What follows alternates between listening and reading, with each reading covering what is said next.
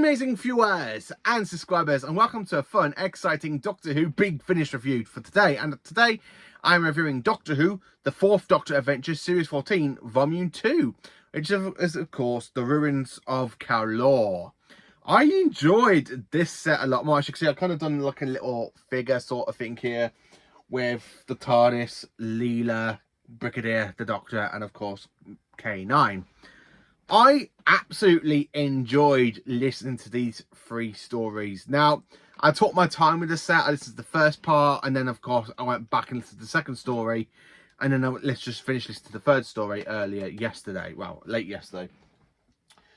I absolutely love this story. Now, the one thing I'm going to say about this, now, this set kind of reminds me a little bit about the Ark, because there's 2 stories in here, which is, of course, The Ruins of Kaerula and The Remains of Kaerula, where it's like a 2-part story. Well, it's like a 4-part story, but told over 2 separate parts in 2 different stories. Where the Ark for 1966 William Hartnell, I really think this should have been what the Ark. This is what the Ark should have been in a way, because the Ark tells 2 episodes from one point in time, and then you go to another point in time where set afterwards, and then it's just like, why is this all together? It's very much of a mixed bag, the Ark, where this honestly just makes sense, and I loved it. I absolutely flipping loved it. So, talking about The Remains of Kaerula. So, set on the planet Kaerula in the far future, the TARDIS arrives in old tunnels. So, kind of a bit like The Doctor's Daughter with David Tennant as the 10th Doctor, you know, where they materialise in the tunnels. So, it kind of gives me that vibe with water dripping down from, you know, the tunnels. It's like pipelines and stuff. And I quite enjoyed the story because when the Doctor soon discovers Strange Temple of Effects and where they are. So this is kind of like a story that really sets up the next one. And it's done so well. The characters are so fantastic. I mean, we actually do get to meet Niam Cole, who basically... Cole. Now, he dies in the 1st story, so the fact they go back in time and then they kind of meet him at another point in time, it makes a lot of sense. And it's like, yeah, okay, Leela doesn't quite get that. And I will say about this set, because, oh man, I would like how this plays with time travel in this box set. These 2 stories really play with time travel. So, as I said, the 1st story is just basically to set up the whole plot. Now, this box set contains over 3 stories, but told over 6 episodes. So you've got basically The Remains of Kaerula, which is basically parts 1 and 2 of that story. Then you've got The Ruins of Kaerula, which is parts 3 and 4. And then, of course, you've got the City of the Banshee, which is parts 1 and 2. So it kind of feels like a 6-part box set, but definitely told over 3 different stories, which I don't mind, because all the stories are like 2-parters. So it's kind of like, yeah, you know what, I'm actually enjoying the set, because it doesn't feel like it's going to drag. Like, there was one set I was listening to just before this one, and it kind of felt like it was going to drag. So I kind of need to go back and finish that story off, where it kind of dragged after between parts 3 and 4, and it's a 6-part set. Yeah, I did think it kind of dragged a bit. But yeah, the Remains of Kaerula, I can really picture the set of the old ruins inside the tunnels. It kind of, as I said, in my head, I just kind of imagine like stories from the Invasion type, where you have the Cybermen, but this isn't a Cyberman story. So basically, at the end of the 1st story, you've got the Doctor, Leela, and K9 going back into the TARDIS, and they travel back into the past of the planet, which basically goes into The Remains of Kaerula.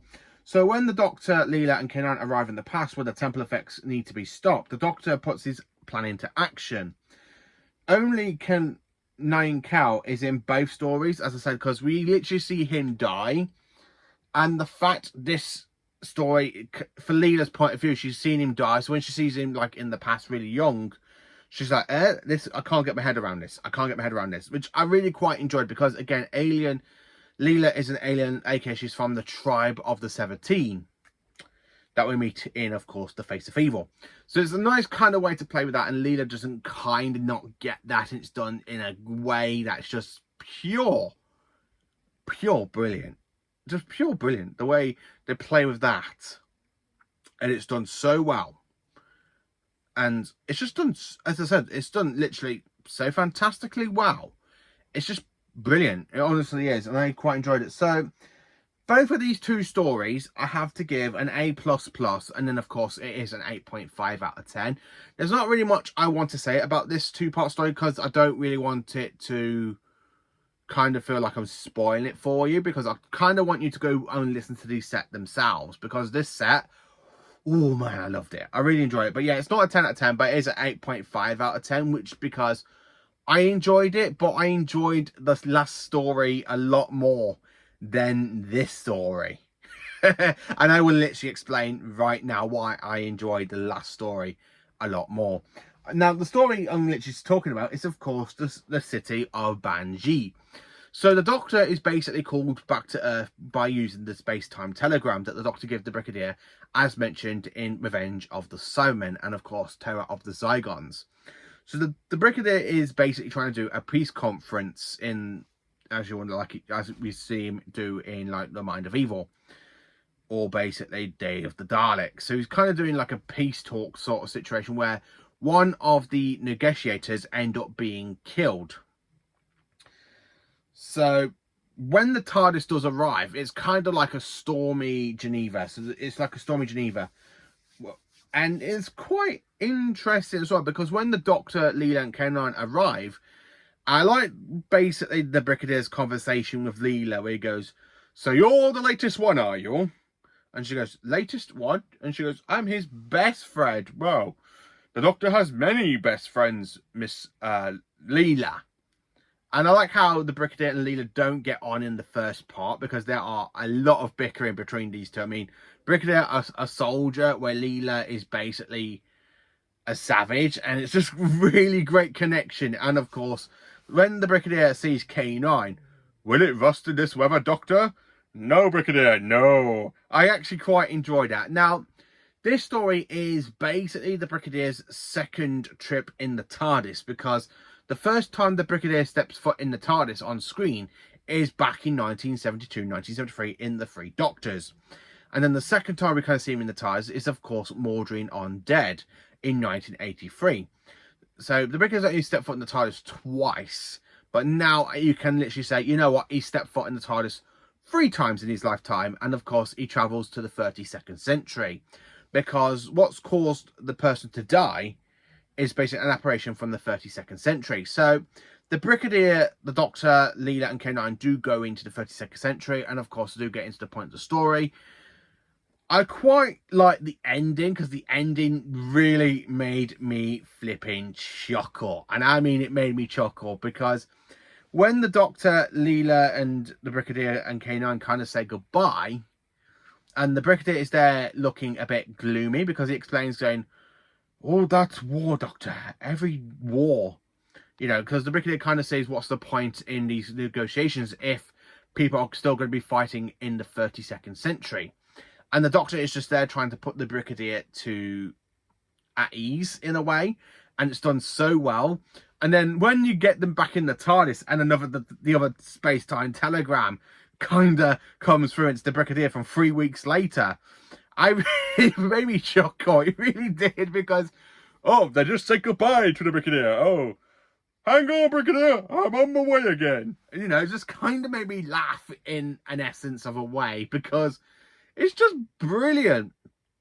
Absolutely fantastic. It's done really brilliant. And I really enjoyed it, because it made me chuckle a hell of a lot, because "Put on the handbrake, Leela. We got to go back to the Brigadier, but 3 weeks later." And of course, it does lead into the next box set, which I'm absolutely quite looking forward to diving into tomorrow night, because it's just going to be fantastic. I really think it is going to be a fantastic story, because it's the 4th Doctor with the silence from the Matt Smith era. But yeah, the remains of Kaerula and the Ruins of Kaerula, they are literally 2 great episodes. But I absolutely love the city of Banji. The Banji.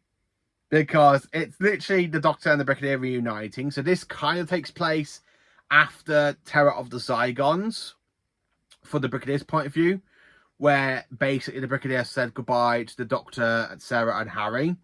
well, sorry, the Doctor and Sarah. So basically, he knows Sarah's left the Doctor at this point as he meets Leela and K9. So this kind of takes place in series 15, in season 15. I like to think this kind of takes place just before the invasion of time, but I think it could either. I think this kind of either fit in between the Sunmakers and Underworld. This series, because it is absolutely brilliant, and of course it's just absolutely brilliant because it can't be afterwards the invasion of time because Leela left the Doctor to go and marry Andrad on Gallifrey. But man, this is such a great box set. It really is brilliant. I can't stop smiling because I just loved it. The last story, I absolutely love. Goodbye, Brigadier! I got Leela, we're going to go back to the Brigadier, but 3 weeks later. It made me chuckle so much. He absolutely did.